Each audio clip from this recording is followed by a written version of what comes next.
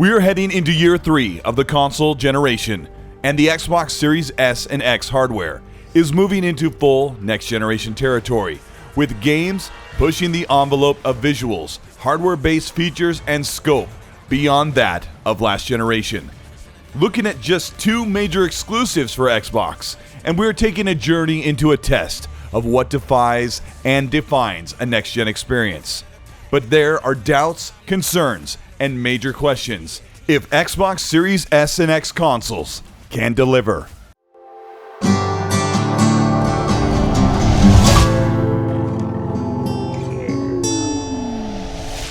This is Colteastwood. Welcome back to the channel. I'm back from LA, back from the Xbox Showcase, and had time to digest what's been going on and the games they've showcased. But today we're going to talk about next generation. Finally, next generation on Xbox Series S and X, and why we'll see ray tracing and why we'll see 60 FPS. If you end up enjoying this video, let me know by liking and subscribing to the channel. Hit the bell to be notified of new content.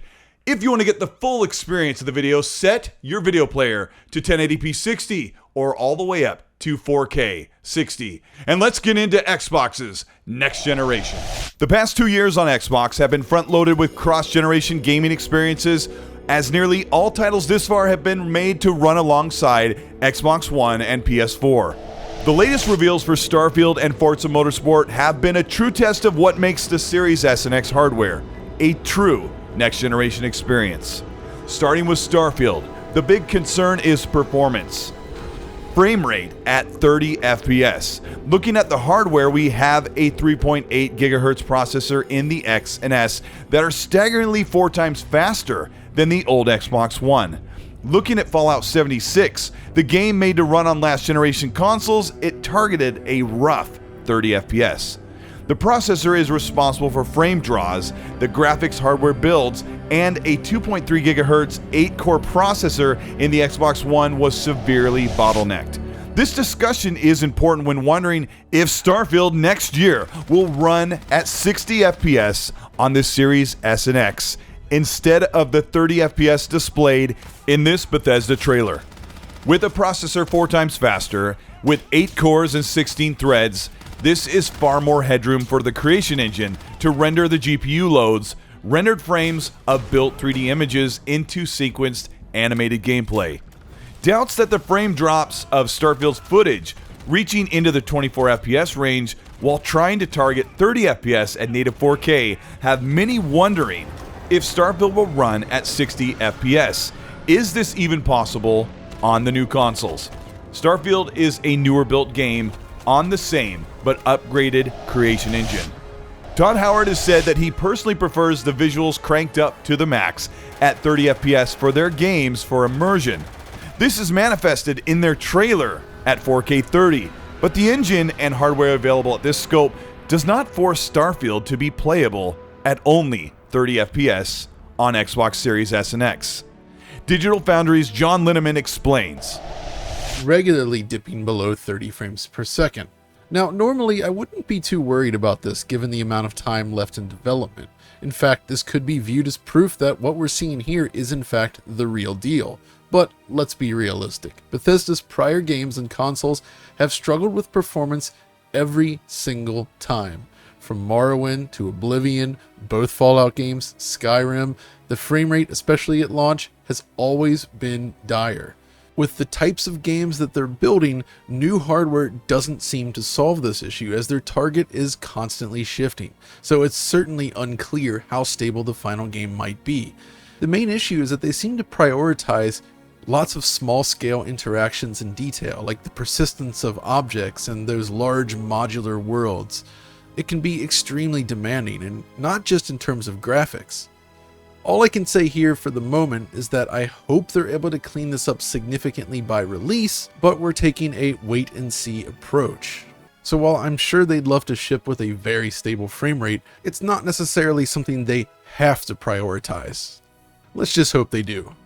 Remember, Fallout 4 uses much of the same design criteria with more demanding lighting, shadows, and texture work in Starfield, making it a much more visually improved game. these features do not translate into a frame rate restricted output. The Xbox Series S and X have regularly proven to play almost every single game in the open world at 60 FPS, regardless of which game engine is being used. Here is the gameplay footage of Starfield interpolated in post-processing to run or look to run at 60 FPS. This is a 4K frame buffer with slightly degraded visuals due to interpolation. Also, you'll be seeing the expected frame drops, which will happen in any open world game on any hardware, PC or console, if optimization or quality settings are not balanced properly by the developer. Starfield comes to life at 60 FPS with smoother camera work, crisper details, and more vibrancy that comes with 16 millisecond refreshes. You're essentially getting double the visual information to your eyes and under control of the game at 60 FPS instead of the jittery, shutter-heavy looking 30 FPS gameplay. It should be noted that the reload animations for guns in Starfield are running on 2s, or the half frame rate animation in 30 FPS. This means that the animation to reload the weapons is rendering far less animated frames for each movement of the hands, weapon magazine, and charging handles. This will likely be improved later this year as the rest of the character and the world is animated in this trailer at 33 milliseconds, but made here to look like 60 FPS.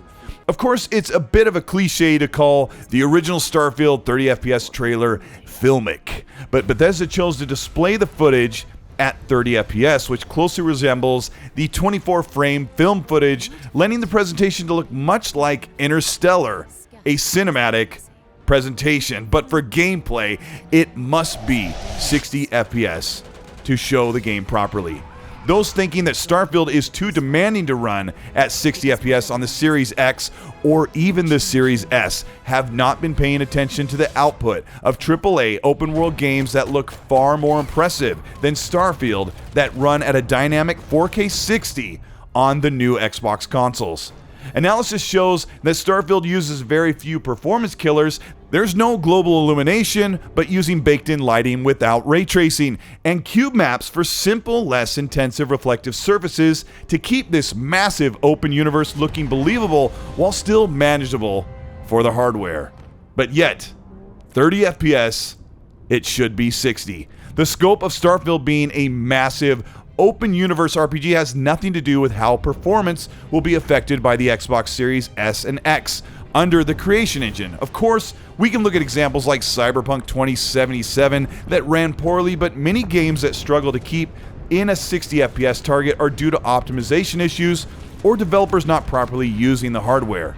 In this case, Bethesda Softworks is wholly centered on hitting a performance metric for PC and new Xbox consoles, and in this regard it is almost guaranteed that Starfield will run at 60 FPS, but according to Todd Howard's preference to see and play their games at 30, this may be the first time we see a performance and a quality mode for console for a Bethesda game for Starfield's release. To put this even more plainly, last generation games only ran at 30 FPS because developers could not get a stable 60 on the Xbox One and PS4. This is an excuse that is now being remedied by more powerful hardware without a CPU bottleneck. The gold standard going forward is 60 FPS unless performance hampering features like ray tracing are being used, which we will get to in just a moment. But the Xbox Series S and X also have performance saving measures like VRS and super resolution, something I've covered in other videos, which in the future may allow us to play games at 60 while enjoying things like ray tracing and still having a very sharp image on screen.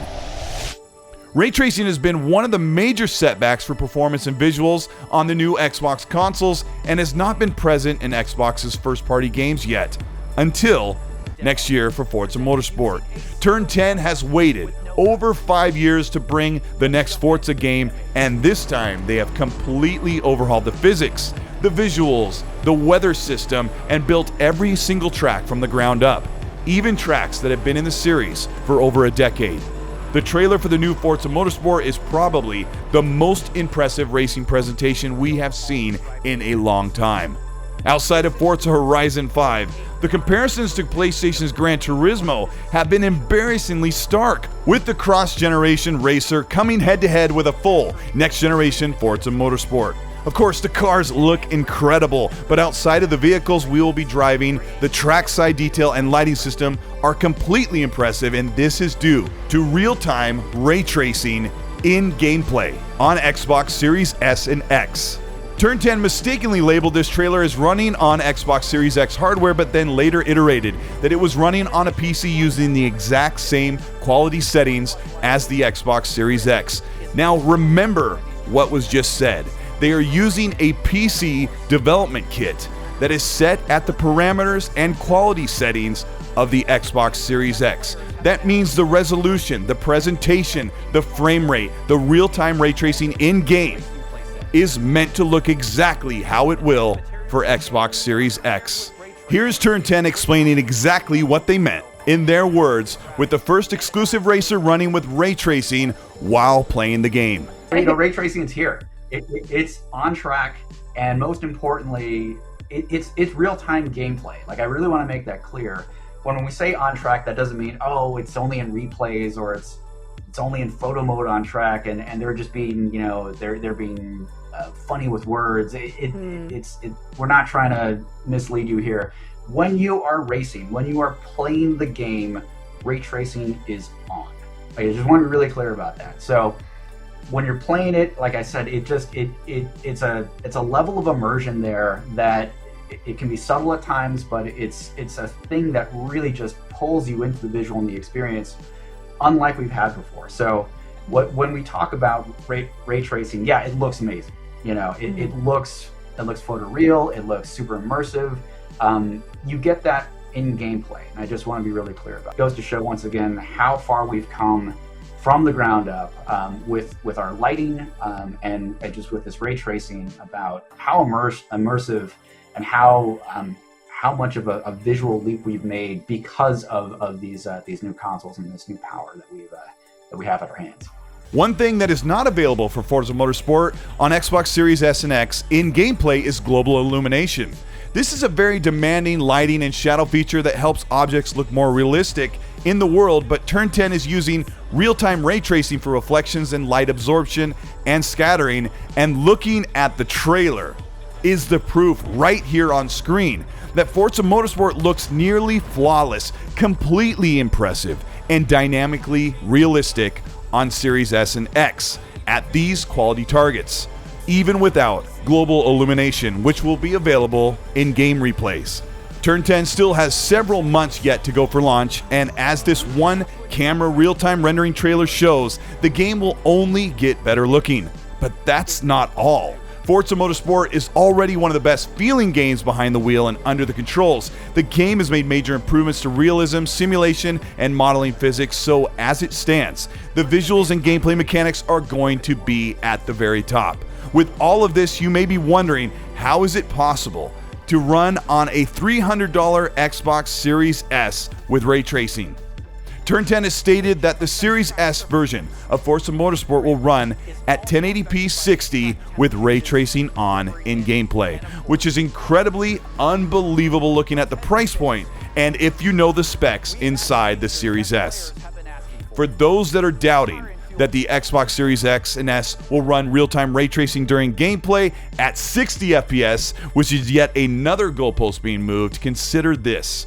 5 years ago, Forza Motorsport 7 ran at native 4K 60 at high PC equivalent settings on an Xbox One X in 2017, with a processor that was almost 4 times slower than the two new consoles.